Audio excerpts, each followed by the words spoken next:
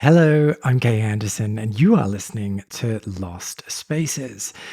Only you're not really. I mean, this is the feed for Lost Spaces. You're not in the wrong place, but I'm having a few weeks off just so I can recuperate and recharge my batteries, but didn't want to leave you hanging. So I am sharing episodes from other queer podcasts that I thought you'd be interested in listening to. Before we get into it, how was your Christmas break?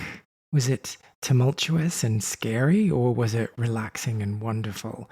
And how did you handle that weird week in between Christmas and New Year where time just seems to stop moving at the same pace that it does the rest of the year? I myself feel a little rejuvenated. I feel like I'm nearly there. I'm like still in my cocoon waiting to explode into 2024. I'm not quite there, but I've really appreciated just doing nothing and eating my weight in pastries. But anyway, let's get into the episode that I'm sharing with you today. Now, do you remember sometime around the summer, I had a chat with Jaimie Kelton, who is the host of the Queer Family podcast, in an episode entitled I Saw Gay Men Everywhere. Gay women? Not so much. It was a really lovely conversation that, well, kind of broke the brief of the show because we didn't actually talk about a lost space, but we talked a lot about Jaimie's struggle with coming out and how this idea of being a good girl, and I'm doing inverted commas here, was this thing that held her back because she thought she'd be letting people down if she was honest about who she was and who she was attracted to. Well, I enjoyed that chat so much that I asked Jaimie if I could share an episode of her show, the Queer Family podcast, which is all about queer families and how they've come together and the struggle and the journey that people go on in order to start their families. And in it, every week, Jaimie talks to a different people, persons, group of people, not a group of people, a couple. I hope she talks to a group of people. It would be really good to hear about a family with 3 dads rather than 2. Anyway, she talks to people about what they went through in order to start their family. And I found the show really interesting because it's this thing that I've never really thought that much about. Like, I know that people start families and stuff, but I haven't really thought about what the process is and what you need to go through to get there. So it's been really useful for me to learn about all the different paths that you can take in order to get there. And this particular episode that I'm sharing with you is a chat with Richard and Carlos, who are otherwise known as the Real Dads of New York. And they chat about their journey with adoption and with fostering and how they set up their family. Oh, that sounds really clinical, doesn't it? Setting up your family. How they began their family. Maybe that's a bit better. Anyway, the thing that I love in particular about this conversation is that Carlos and Richard are like a proper couple, and you get all these really wonderful little moments of kind of tension that happen between couples. You know, these kind of moments of like, yes, dear, I said that. And I just find that really delicious to listen to. Anyway, let's get into it. I promise we will be back to regularly scheduled content very soon. But in the meantime, if you want to reach out and say hello, I would be very, very open to that. Hope I'm not coming across as needy right now. Right, let's go. The Queer Family Podcast. Love is love on the Queer Family Podcast. Love is love on the Queer Family Podcast. Love is love on the Queer Family Podcast. Love is love. We're busting the myths, we're busting the stereotypes, and we're showing this is what this is. And this is only one version of what this is. And there is beauty in all the versions. Hello. Welcome to the Queer Family Podcast. My name is Jaimie, and I'm your host. And you are tuning in, my friends, to the Queer Family Podcast Pride Extravaganza. What's that, you ask? Well, that is for the entire month of June, the Pride Extravaganza. We are pushing out double the episodes for your listening pleasure. So instead of just one episode per week, you're going to be getting 2 episodes, one on Monday, one on Thursday, the entire month of Pride. And the guests I have coming in and who have come in are some of the most amazing guests I think I've ever spoken to. Actually, I love all of my guests equally, but these, oh my God, these folks, I feel honored and privileged to even be able to speak with them and to share their stories with you. They're all change makers. They're all being visible on their platforms in order to make this world a better place for us and for our children. And I am inspired and in awe of them. And today's guests are no exception. Richard and Carlos, aka the Real Dads of New York. If you're not following them, you need to follow them because they're super fun on social media, and they use their fun actually to educate folks. They actually call themselves stereotype busters because, well, shockingly, not shockingly at all, they do get a good amount of hateful comments, which is not a shocker at all, but it is frustrating and infuriating.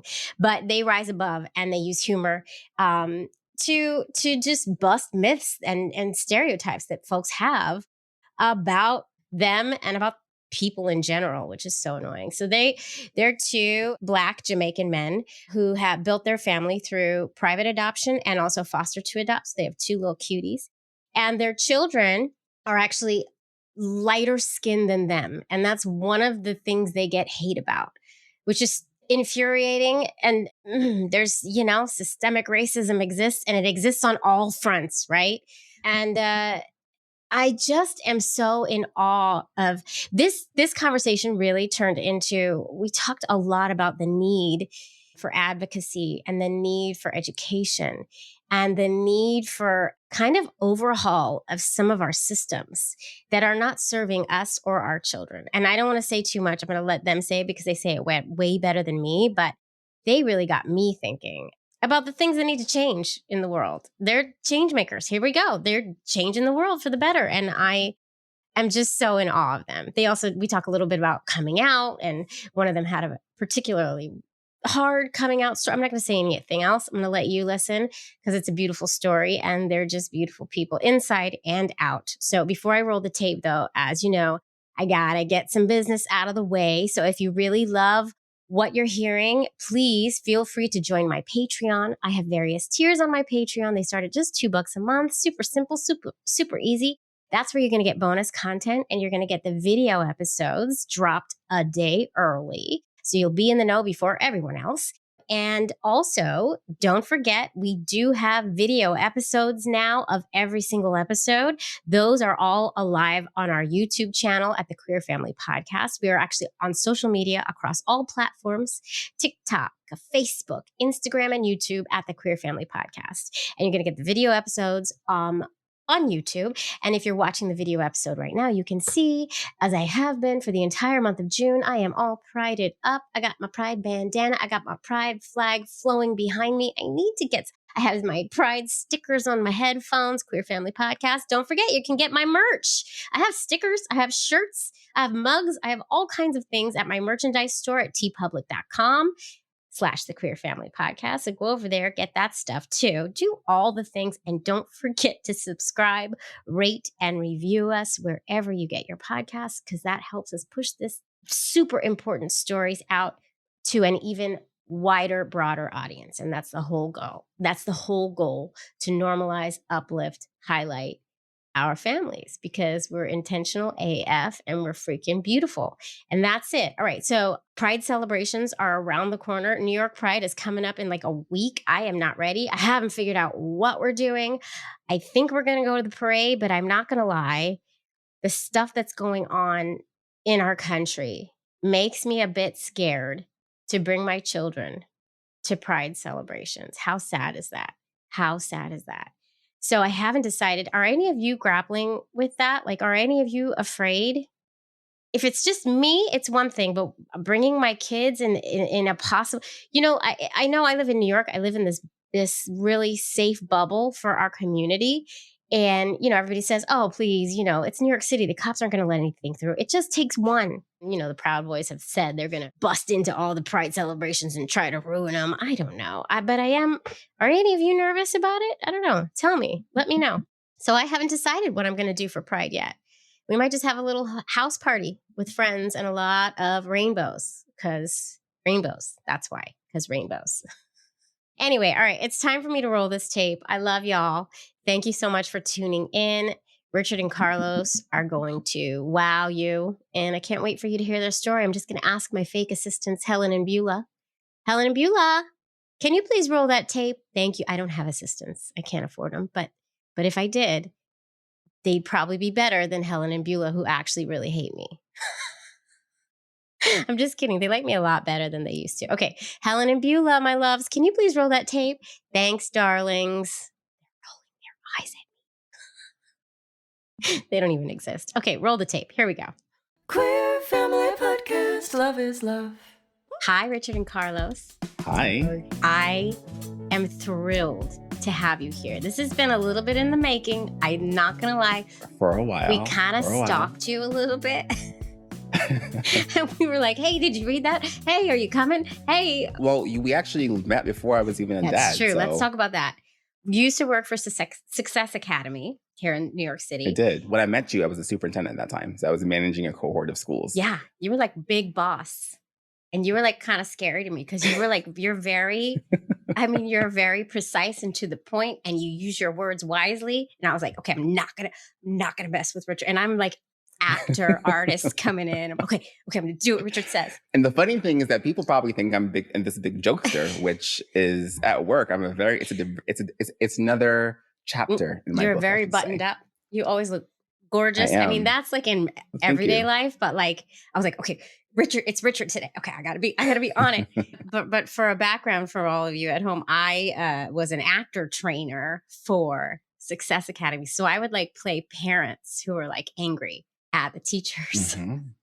And we would like and the principals, and we used to role play conversations. It was a very interesting job and very fun. And we went at it a few times. Yeah, we did, right? Oh my God. I know how to argue, Richard, but so do you. You do. You know how to win an argument. You do. Yeah.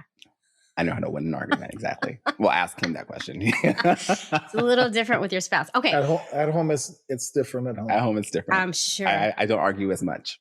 I can only imagine. No, you got to compromise. Like it's a dance at home. Totally different thing. Totally different situation. Okay. If you don't know who Richard, I didn't even say, oh my God, the Real Dads of New York. Now you probably know who we're talking to here. But if you don't know who they are, you're living under a rock. And I've been following you since I worked with you at Success. I've been following. Yes, it's been that long. Yeah. It's been like 5 years. Even before I think we got married. No, actually, right after we got married. Yeah. And this year makes 8 years married. So yeah, it's been a long time. Oh my God. Okay. All right. Okay. It's time to do the elevator pitch.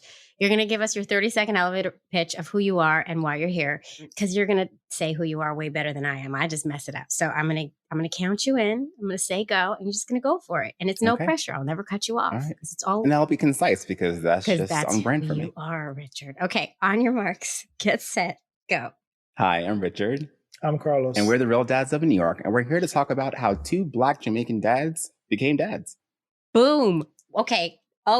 9 seconds. That's the fastest one yet. It was very precise, very to the point. And that's all you had to say. That was amazing. That's the fastest one I've ever had yet. And it's been.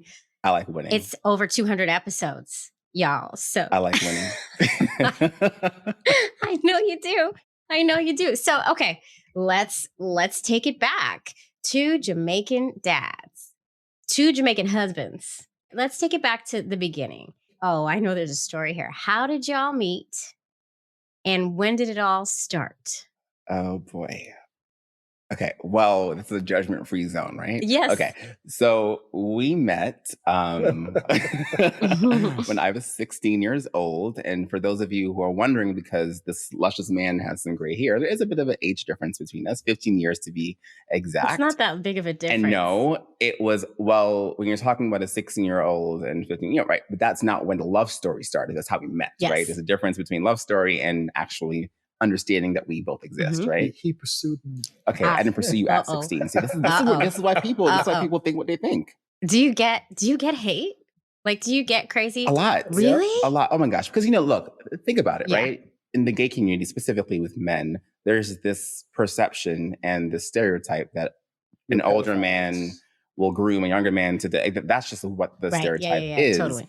And if you look at our bio, we try to be stereotype busters, because if you think a stereotype is one way, we're going to show you that it's actually not that way. I love you. Even if you're limited perception of the world makes it true for you, right? So you met when I was 16, professionally, right? I was trying to model. I thought I was cute at the time. You are cute. And thank you. And Carlos is a fashion designer. And so he had a casting call. But the casting call said that you had to be at least 18. But I'm a rule breaker. And so I was like, well, I'm going to submit anyway because you didn't say that parental consent wasn't an option. Mm-hmm. So that's what I got. I got parental consent. First, he denied it. And then I was like, well, I can have my mom join if that would be helpful. But I should be casted because why not? So I won't bore you with all the details, but yes, we ended up working together. Then fast forward, about a year. We were both with people at the time. I was in my first real relationship, which was absolutely terrible looking back, very unhealthy. He was also in a relationship at the time. And we found friendship in that, right? Like being able to, he caught me in the Village. Oh. If you know, in New York City, Christopher Street, back in the day, the Village was not a place that a 16 or 17-year-old should be. Yes. And unless you're going to school there. Unless you're going to school, which there weren't many schools in that area for my age group, at least at the time. At that time of night. At that time. Correct. Well, no, it wasn't even night. It was in the day. I cut school. Mom, don't listen. Sorry. I cut school and I went. And that's where I saw him. So it wasn't like anything salacious was happening, but I just still wasn't supposed to be there at that time. Supposed to be in school learning things. And he chased me out of there because he was like, you shouldn't be here. You should be in school. And by the way, what are you going through while you're cutting school? Which led to the conversation about what it is I was going through with my ex at the time. And he confided in me about what he was going through with his ex at the time. We worked together a bit after that. But then around, I was 20-ish, turning 20, we had another conversation and we were still with those same people. Oh, no. Still unhealthy. So we're talking 4 years now with the same people. Not very healthy. And I was like, if you can do better, why not? And by the way, hi. Hi, right here. I said, so when and if that breaks up and if my situation breaks up, give me a call and we'll see what happens. And then the next day, they broke up and I was there 30 minutes later. It was about a week and a half. You waited a week to tell me y'all broke up, but when I was informed of the news, I showed up within 30 minutes. Oh, I love it. With paperwork printed out of Florida. Because he was like, oh, I want to move to Florida, which... No, I told you that was the deal breaker. If you don't see yourself living in Florida. I did. By the way, New York City, though we are the real dads of New York, we do live in Florida. Yeah. And winter 2017 almost took me out. I do not like the cold weather. I do not like snow. So Florida, he didn't have to really say much. Well, especially if you have a house that you got to shovel snow. Yeah. Immediately no. 3-4 times for the day because you're responsible for the sidewalk. No. I'm over this. No. I don't like the snow. So we met under those conditions and have been together for this year makes 17 years. Whoa, 17 years? Congratulations. 17 years. Wow. Thank you. Feels like 50. Feels like okay. Well, I'm sorry you feel that way. God, you would know what it's like to feel 50. I know. Oh, geez. Oh, here we go. All right. So it all works out. You're a beautiful couple. You've been together basically forever. You're basically forever. And you said you're both Jamaican. So it's Richard, you grew up in New York, right? I did. Though he would call me Jamaican. I have a Jamaican mother, an American father, but I was raised for 4 to 5 years, almost 5 years in Jamaica. And Carlos when I was is younger. Shaking his head. Which is a fraction of it was a what very it really takes to be Jamaican. It was a very formative experience. Wait, Richard, how happy was your Jamaican mom that you found yourself a Jamaican man? It was cool. And things that she knew Carlos from that instance of modeling for him. And so he wasn't a stranger. And interestingly enough, she and my father had the same age difference between them, right? And so it wasn't like she was new to the world of age gap relationships. She too didn't necessarily find guys her age to be that appealing because of maturity and blah, blah, blah. Not that older people equals maturity. We both know that. But he was familiar to her. She had to get to know him in different contexts. But he actually asked her if it was okay with her to date me before we officially started dating. Oh, good job, Carlos. Yeah, I'm very old school that way, I guess. And then, Carlos, you grew up in Jamaica. I grew up in Jamaica, left Jamaica when I was 13. Oh, wow. So you've been here a long time.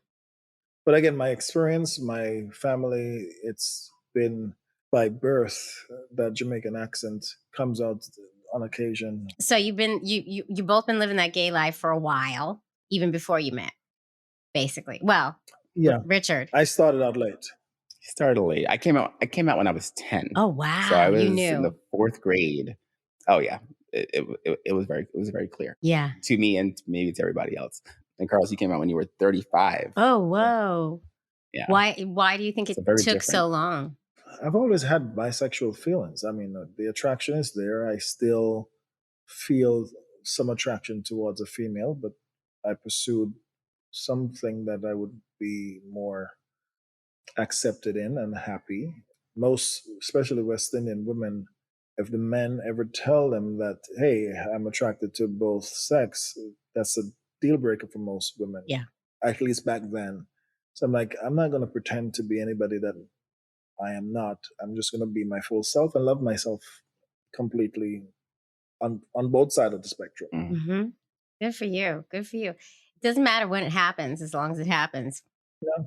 As long as you embrace your truth, I think that's for me part of our message.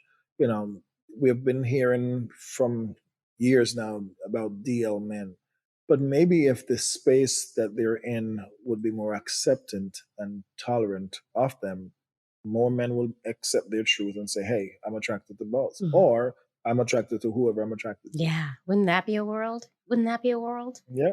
Imagine that. That's why visibility matters. That's why y'all are doing the good work. And I think even going to Jamaica. Yeah, we went back.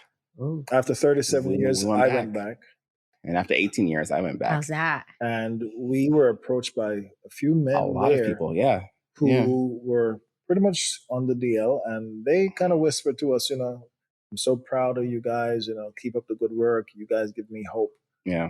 It was a reminder that this is not just for us, right? And the whole platform is about representation. And yes, while there are different intersections of Black queerness, right, if you will, and there are other families that may look like ours, everyone's story is unique and special in their own right. And so it was a reminder that we're not doing this for likes and views, right? We're doing it to touch people. We're doing it to make sure people see themselves in us, or at least one version of what might be possible for them. Yeah. Yeah. Oh my God. Yes, and yes. I'm yesing you. Like, because that's what I like with this whole Pride extravaganza that you two are a part of.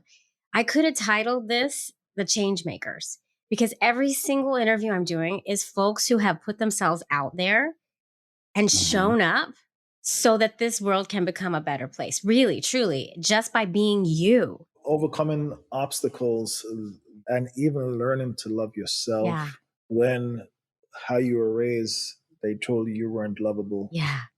You know, that at 30 something, when I'm like, screw what everybody else thinks or preach or even want to accept me. You don't have to respect me. You don't have to like me. And if we don't see eye to eye on who I am becoming, then you don't need to be in my space. I love it. Oh my God. But to be clear, that takes your different type of personality where you can cut someone off and not care tomorrow, right? Can I cuss? Can I cuss? Yes, please do. Yeah.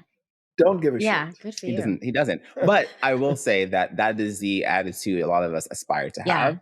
That is usually not how many. I think of us I rub feel. off on you over the years. My level of I don't give a fuck is different than your level of I don't give a fuck. I give a fuck more than you do about certain things. You do about certain things. I'm trying to get you to come to the other side. Right. It's okay to have feelings. It's okay. No, acknowledging someone's feelings of how they're uncomfortable with my truth. That's not my battle to deal with. Not that part. What I'm specifically referring to is the fact that a lot of people wish they were unfazed and unbothered by other people's opinions. And unfortunately, that's just not the human condition, right? We care about something in someone, even if it's not the majority. There's someone's opinion that we care about. Well, the only person's opinion I did care about was my mother. Right. And if I was willing to cut my mother off to walk in my truth, who else is on the list that would trump her? Right. And if Jesus don't like me, it's okay, Jesus. We'll talk when we get together. But other than that, no. Yeah. We're not doing that. Yeah. Did you have to cut your mother off? I came close to it, especially defending him.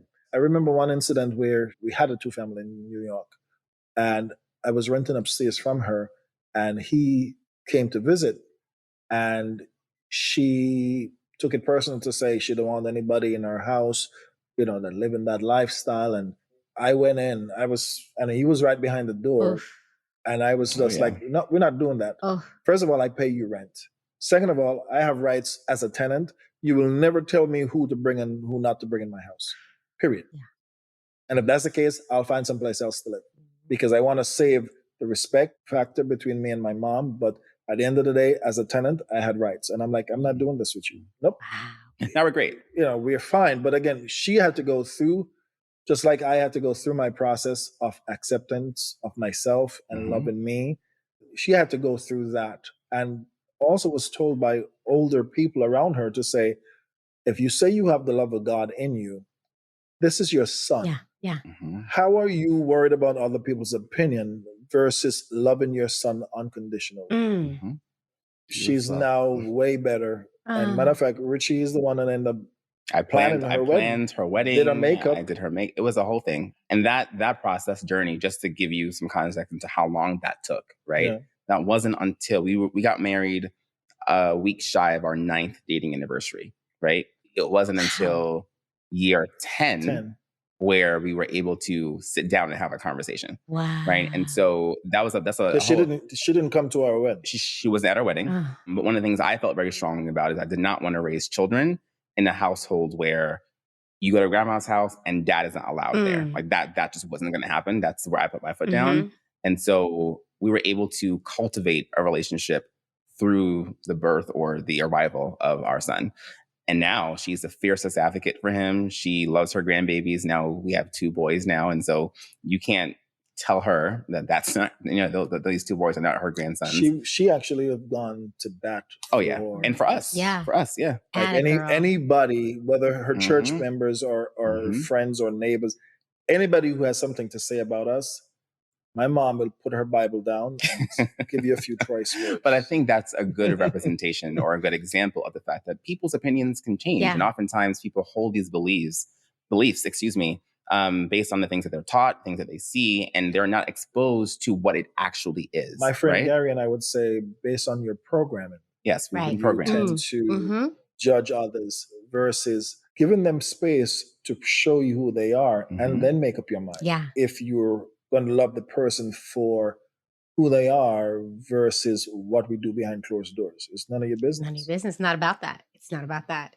at all. I love the parent stories that do a complete, 360, 180? I don't know. 180. Yeah, thanks. Yeah. And even her husband, I mean, that was one of the conversations she had with him prior to saying, I do. If you're going to have a problem coming from Jamaica, dealing with my gay son, this is not going anywhere. Again, I think he was way different than most Jamaican men. I think, in fact, if you recall, when they were dating, she had come for Timothy's baptism.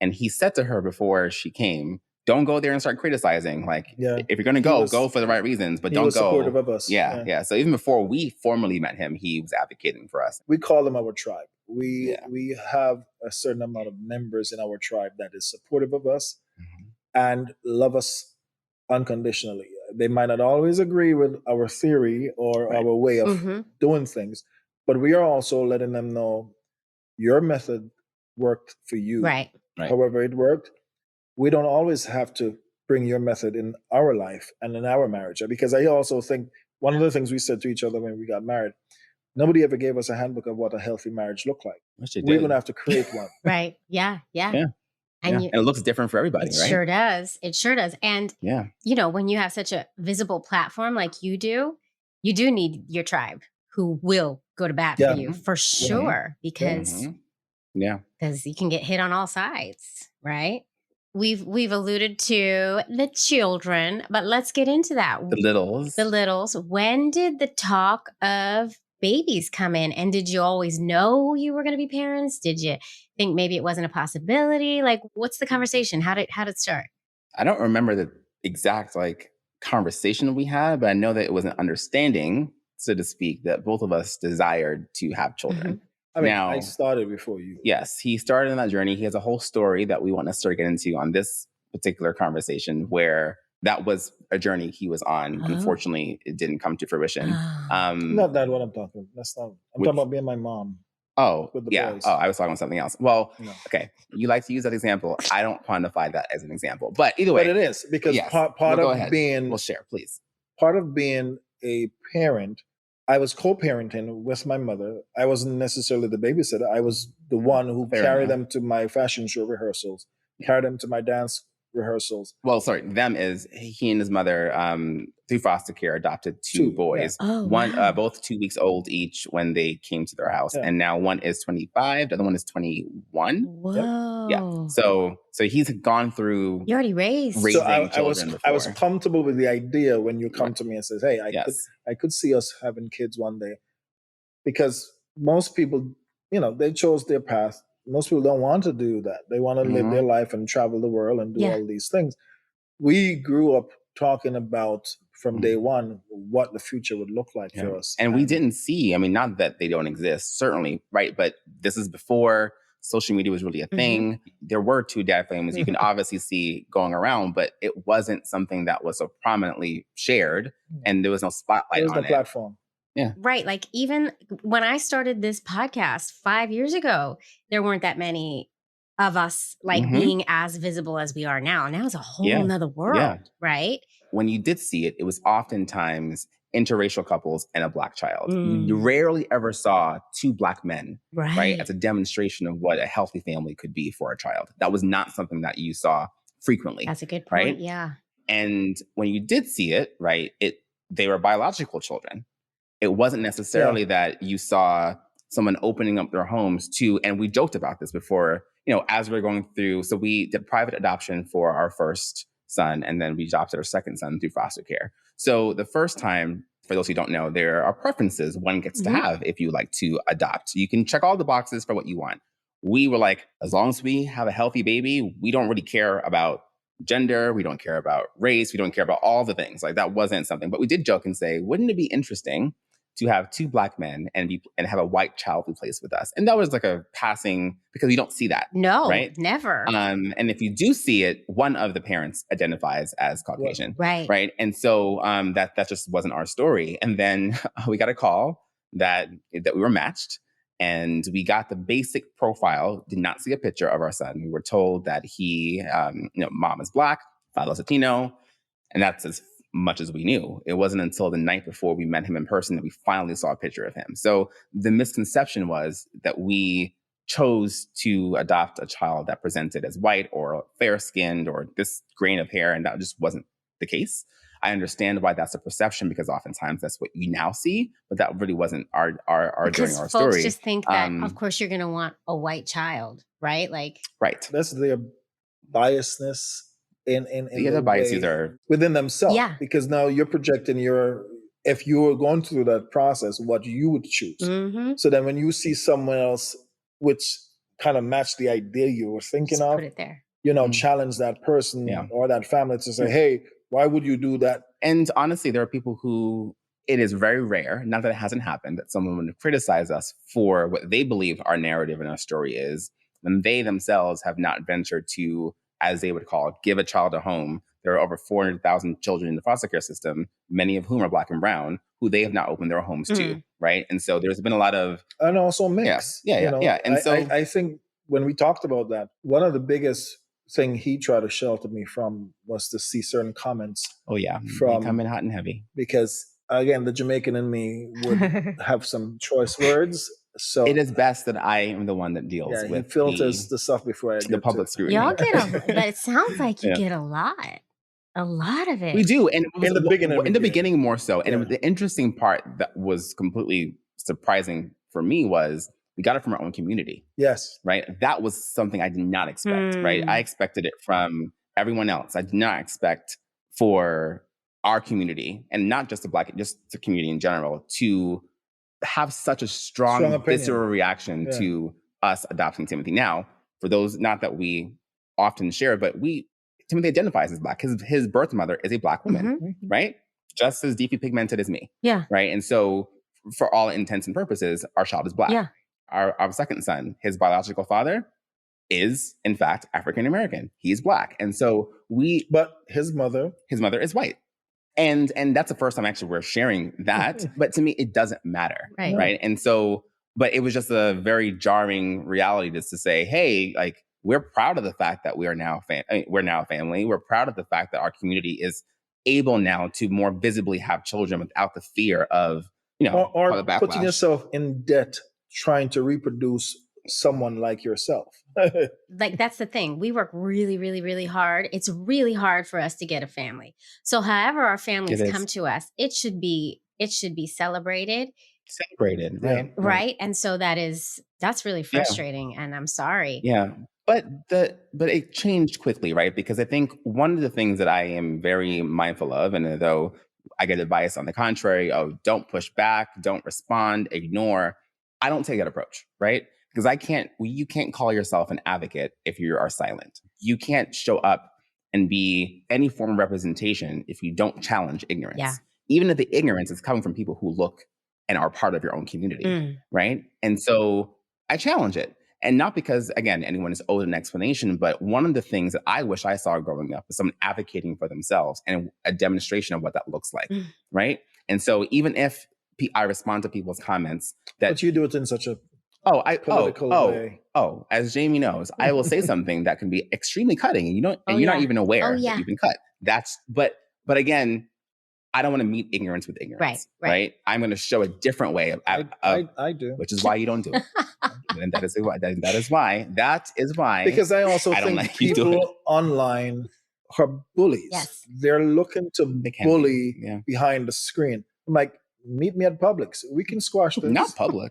Hey, Publix parking lot is wide. And okay. No, we do not condone violence.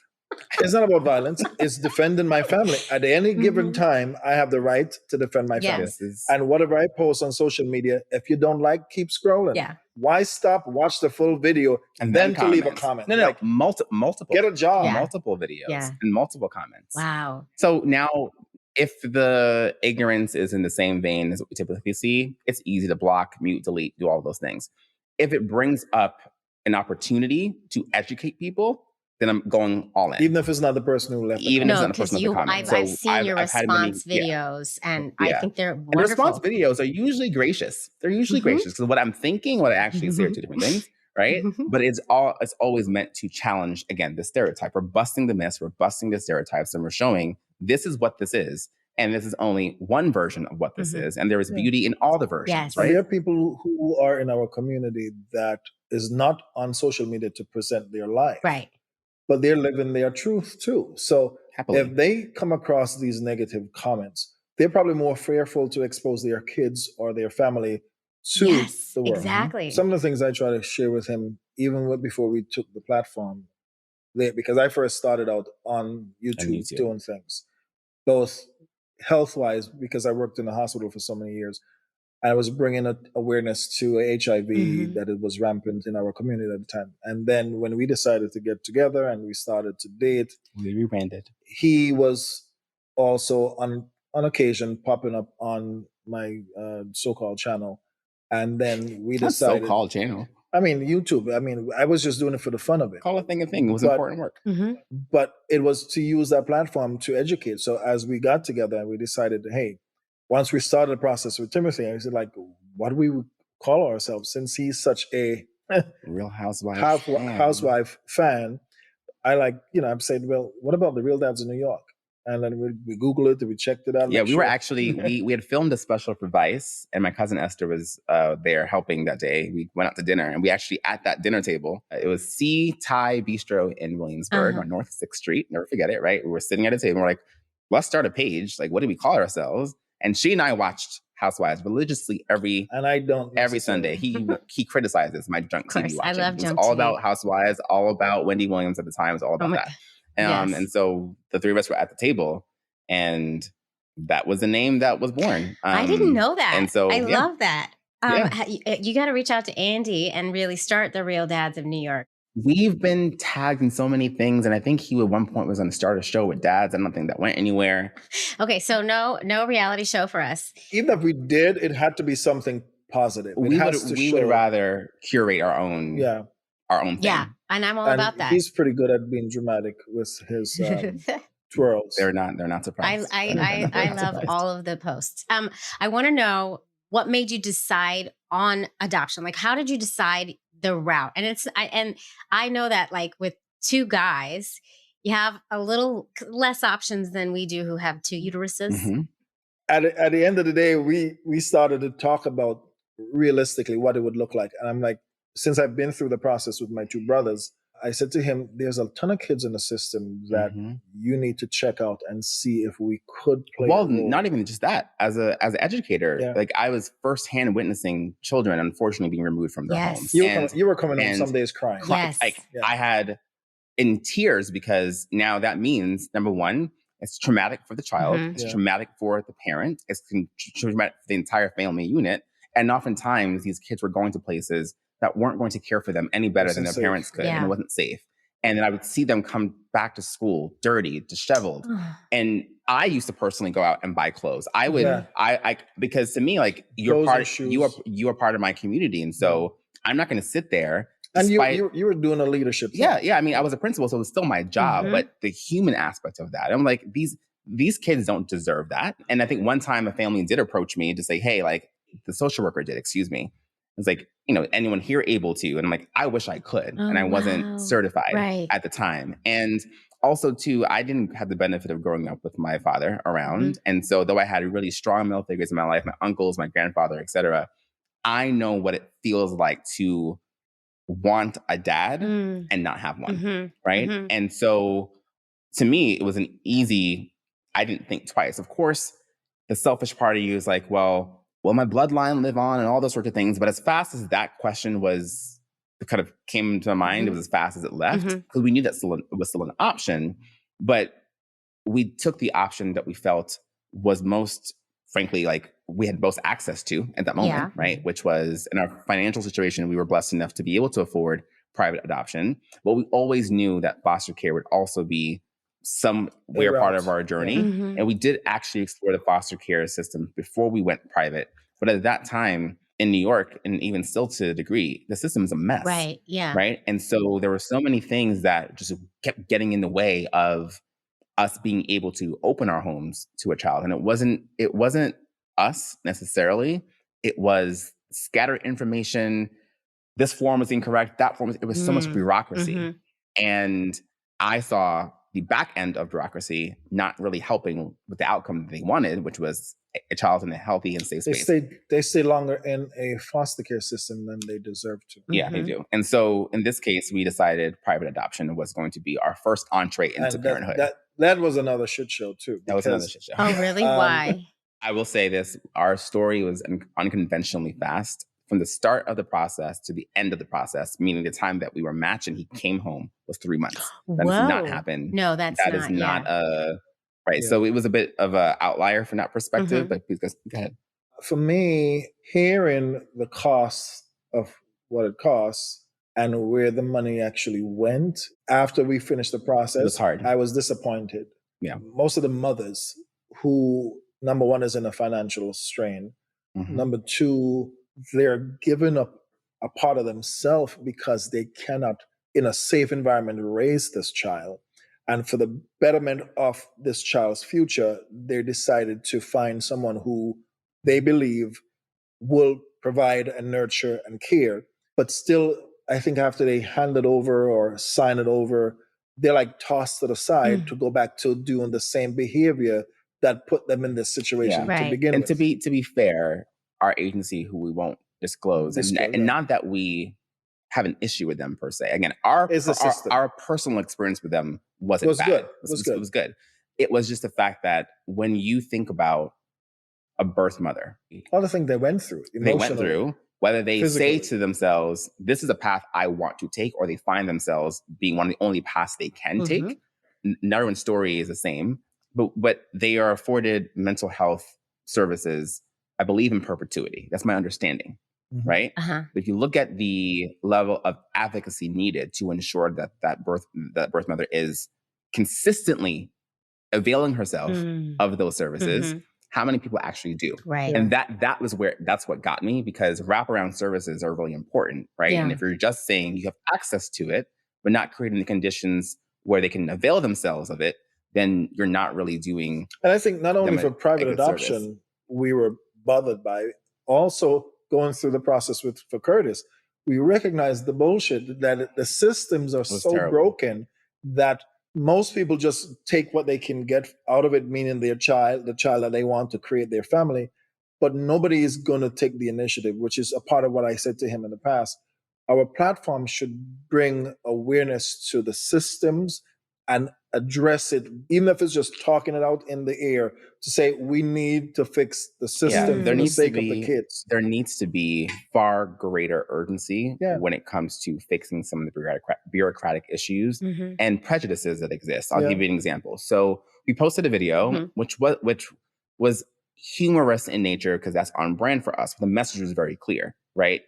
Someone denying us, right, the ability to have a family solely on the basis of the fact that we are two men, right? When you look at profiles of children, and there are heart galleries, they call them, that are tied to state agencies that show children who need homes, and they will very clearly say the type of home that this child will best thrive in. And we would say, great, check, check, check. We meet all that criteria on paper, at least. And we would apply. That's how it works. It feels really strange to say that out loud, but that's kind of how it goes. You submit an interest, right? Hundreds of children.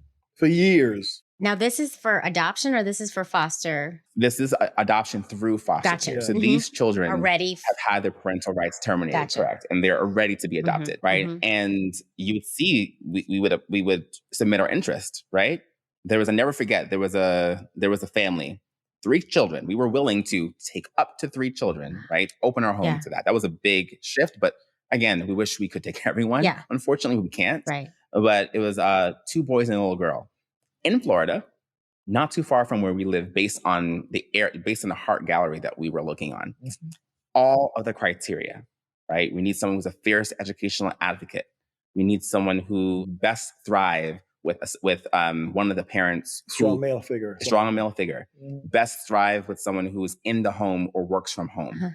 Best thrive with other children in the home, right? They would need to be the oldest of the children. All the things we checked. I submitted interest. Let's just say it was 12 o'clock. 5 minutes later, declined. There's no way you read our full home study. You saw the picture, you saw the names, and you were done. Wow. And that kept happening time after time, month over month. So it became very discouraging. Now, we were always told in this process it would take a bit longer than it took for private adoption, but there was no way that you couldn't tell me there wasn't some prejudice involved in that. We knew Curtis was coming at that time because we found out about Curtis's case specifically in June. Someone reached out to us. Yeah, so someone actually saw our profile on the Heart Gallery and reached out to us to say, hey, we have this case. We read your home study. We think based on your profile, right, and all your strengths, that this would be a good placement for this child. To be transparent, there are 3 other families that also we believe may be good fits for them. Are you interested in learning more? So we said, of course, right? Again, this is before knowing what he looks like. It was just, here's his name, this is how old he is, and this is the situation that he finds himself in. I said, okay, right? Like that's what we do, right? And so, long story short, we had to go through several rounds of interviews just to make sure that we are truly a good match for him, because we have to be a good match for him. He's a good match for us. We already have a child. We have to make sure that they're also going to be paired well. And so we had interviews, a few of them. We were transparently told that there were other families they were looking at. We were the only same gender-loving family. They were very transparent about that. Not that held any difference to them necessarily. And then we went away to Jamaica. We came back, had another interview. And then I went to New York actually for work. And about a week later, we had found out. So I found out that we were going to be dads for a second time on August 15th of 2022. I did not tell him immediately. My birthday was 5 days later. And we had a birthday party here at my house. And, you know, Carlos likes to do speeches for events. And I don't particularly love speeches for events, but nonetheless, I don't do speech. I acknowledge the moment because we might miss the moment when we don't acknowledge it, and give thanks for those who are around us. I like that. So I then surprised him with the box. It was a gift from Timothy to his brother. So it said, for my baby brother, Curtis. And that was when he found out. So, because at that point, and my mom was here. He kept asking, "Have you heard anything?" I'm like, "No." I was annoyed with him. Like, I heard anything taking so long. So, to answer your question, there was a long-winded way of saying, yes, we always knew we wanted to be dads. Yes, we did both private and foster public adoption. Both of them had their challenges, but both of them are meant right, for children to find And a loving again, forever home. we bring up the idea of system being broken, just in case anybody else out there that's working in the It's system, important. don't take your job for granted and just for a paycheck. It is necessary to see the value in each child's eyes and know that they deserve to be loved and not be placed in a space where they're like tossed in the closet until someone come find them. We need to be more proactive as a community of people, black, white, green, and in between.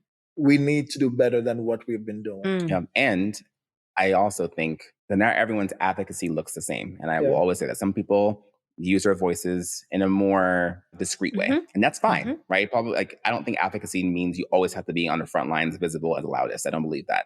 But I do believe that if we have a collective responsibility as creators to bring attention and awareness to the causes that affect our community. And one of those causes that affects our community is access to building a family. Right? And the system is just so broken. And so we do that through humor usually, or through educational videos that respond to people's ignorant comments. And sometimes the ignorance is not because they are intending to be harmful necessarily, although one could argue you could just DM us the question and we've answered it, right? But nonetheless, we use those situations as vignettes to advocate, to show and bring awareness to situations that many of us find ourselves in, but find ourselves silenced in. Right. And so like no one asked us to do that. Right. But that's just something that we feel passionate about, because if you don't do it, there are not enough people who are. Right. I would say that has been a part of my upbringing from church days when I was involved in the church and being a youth leader in the church. So even when we met, a part of me saw in him at that age a leader that most people, even he himself, didn't recognize yet. Yeah. And, you know, at the end of the day, even if it was just having a relationship as a friend with him, I know that I wanted to be around to see him blossom into the fruit that he will become to feed whoever is going to take a bite. And I think I've seen so many over the years, and I've told him I'm proud of him. But again, I just want to let him know again that I've seen so many youth that has been under his leadership as a principal that see him as a modern day Martin Luther King, where he stands up in his truth and stands for what's right. And that is leading by example. So those kids who see him, even now, you went out the other day. So many kids who meet the parent and the child here. Yeah. One of the benefits of social media is that you get to reconnect with people, right? And so a lot of those children that I had the pleasure of serving as their principal or as their superintendent are now like in college, or some of them are graduating from college. And that's like it makes me feel a little bit old. But you're old, baby. You're old. You're getting there. I do not accept that. Excuse me. No, but it's nice for them to reach out and say, Mr. Siegler, is that you? You know, thank you so much. And some of them have come out, right? And have said, you were my first example of what this could look like. And thank you so much. And some of the parents are like, you know, even before meeting you, I had my own thoughts and opinions about, you know, being gay and part of our community, but I now have to advocate for my child to be where you were able to show them that they could be, right? And so like, I take that work very personally. And so I did have lunch with one of my former, we call them scholars, and his mom, and just to see him off to college, it's a great thing to know that your impact is felt, even when you don't realize it, right? And that is... This is why I say don't take it for granted that you have a platform, use it well. Even as working in the field that you are working in, don't ever take it for granted that it's just a paycheck.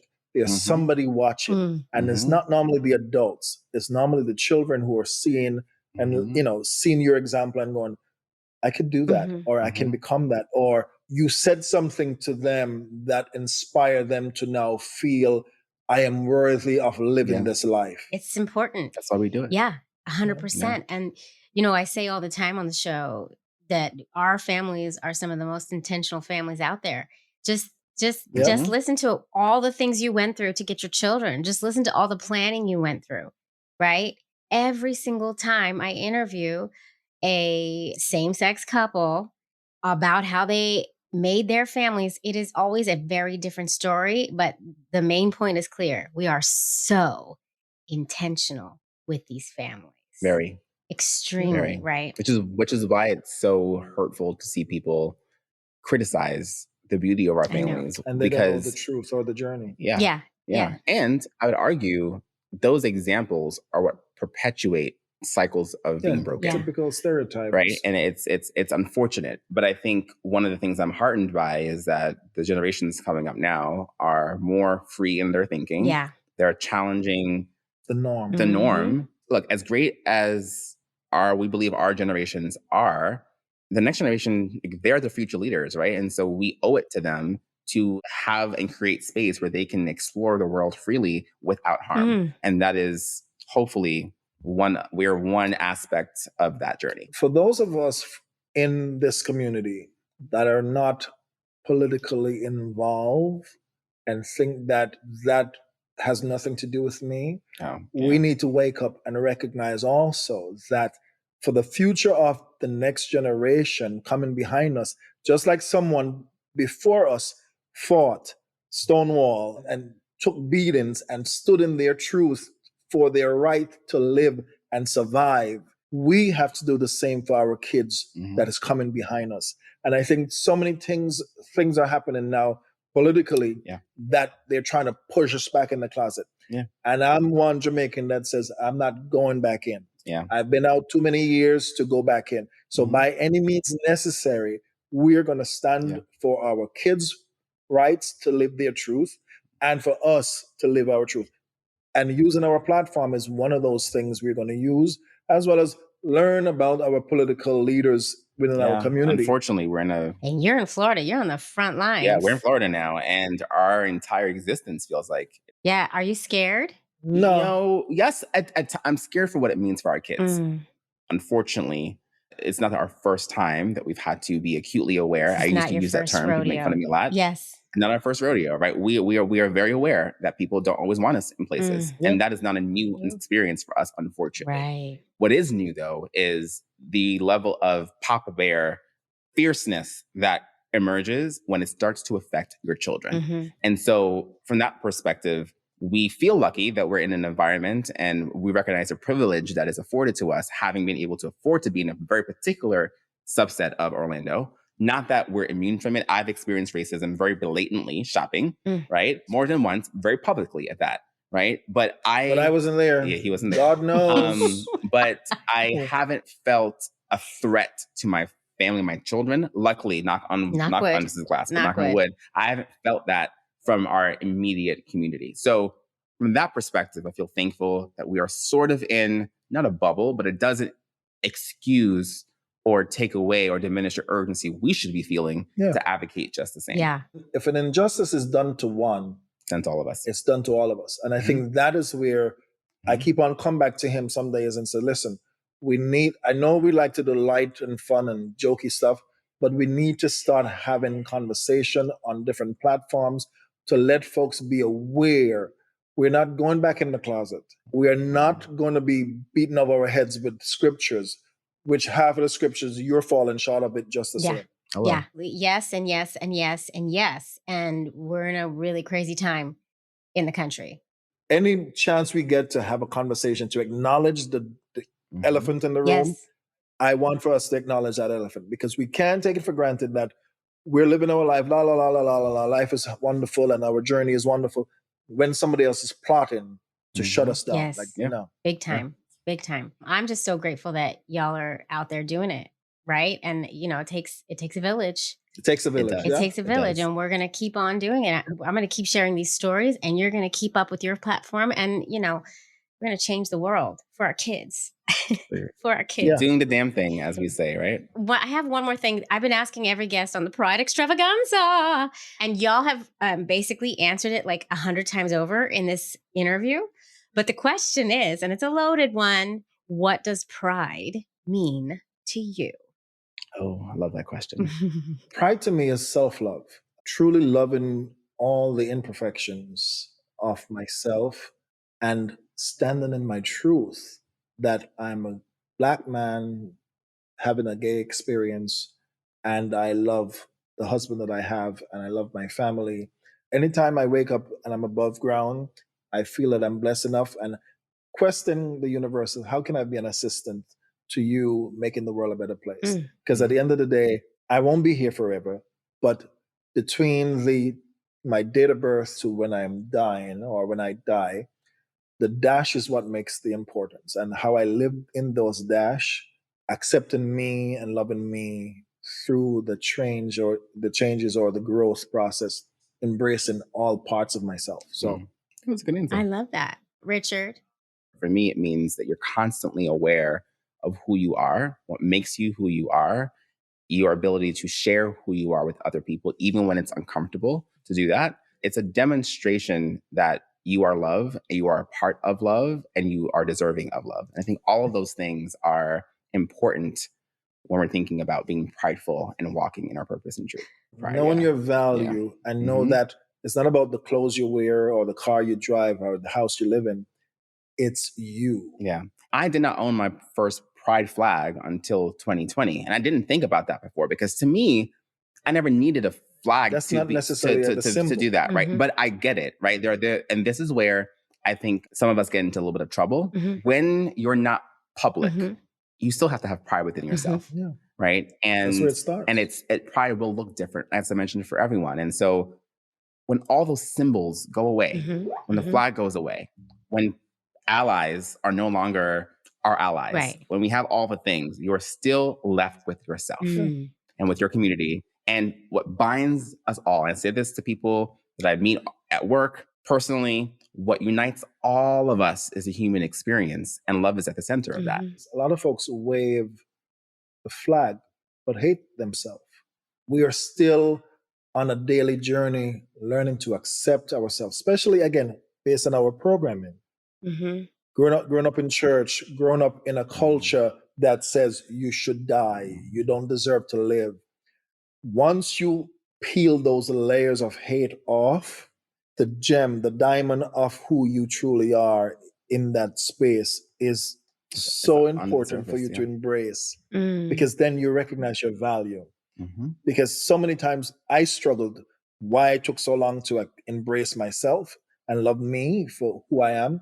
And once I did not care about those things anymore, I then recognized all the scriptures you're going to bring to me, I can poke holes in those theory. Then why am I measuring myself with what your belief system is? Right. If God is love, in my imperfection, he loves me just the same. And I think anyone who's hearing this or seeing this should recognize that you're loved just the way you are. So now turn that internally and love yourself just for who you are. I love this question. Everybody makes me cry when you answer it. Like, it's like so beautiful. Everybody, all of you. And I tell you what, those boys are real lucky to have you. Really. Thank you. I mean, he's a great dad. And so are you. Oh my God. Thank you both so much for coming on. Thanks for having us. Oh my God. Yes, I'm so honored. It's a privilege. Now, watch out, because when I come to Florida, I'm coming over. Oh, come. You're more than welcome. We're right by Disney. So coming on. We're coming on down. Oh my God. Thank you. Mwah. This has been just pure joy. I love you See too. you soon. Thank you so much. Queer Family Podcast. Well, folks, I really hope you enjoyed this episode of the Queer Family Podcast and the Pride Extravaganza. I have to say it like that every time, or it just doesn't count. I can't stop it now. I've created something, and that's the way it goes. If you do like what you hear or what you're watching on YouTube, please feel free to subscribe, rate, review us. All those things help us get this out to an even wider audience. Under the realm of visibility matters, it makes a huge difference. So please go do all those things, and feel free to write a really nice review. I don't mind that ever. And also make sure you're following us on all the socials. We are on Instagram, Facebook, TikTok, and YouTube at the Queer Family Podcast. Make sure you get your Pride merch with the Queer Family Podcast merchandise at tpublic.com/the Queer Family Podcast, or you can also find that merchandise on our website, thequeerfamilypodcast.com. You can also find it in our Instagram link in bio if you're on Instagram more than anything. Do that, do all that stuff. And join me on Patreon. You're going to get, you get the video episode dropped a day early, y'all, which is huge. And some other bonus stuff too. So head to patreon.com/the Queer Family Podcast. Find the tier you can afford and join I would love to see you over there. Let's create a big community. Let's be visible, folks. I love you all so much. I'm so happy you tuned in. Please tune in to the next one. And if you feel like watching another Queer Family Podcast episode and you happen to be on YouTube, just click to the next one. You might as well just watch us all day. I'm going to say that every week at this point. Watch us all day. Watch Queer Family goodness all day long, because who can get enough of that? No one. Come on. I love y'all. I'll see you next time. I'll be in your ears next time, however you are listening or watching. You know what I mean. I love y'all. Thank you so much. Mwah. I'll see you next time. Love is love on the Queer Family Podcast. Love is love.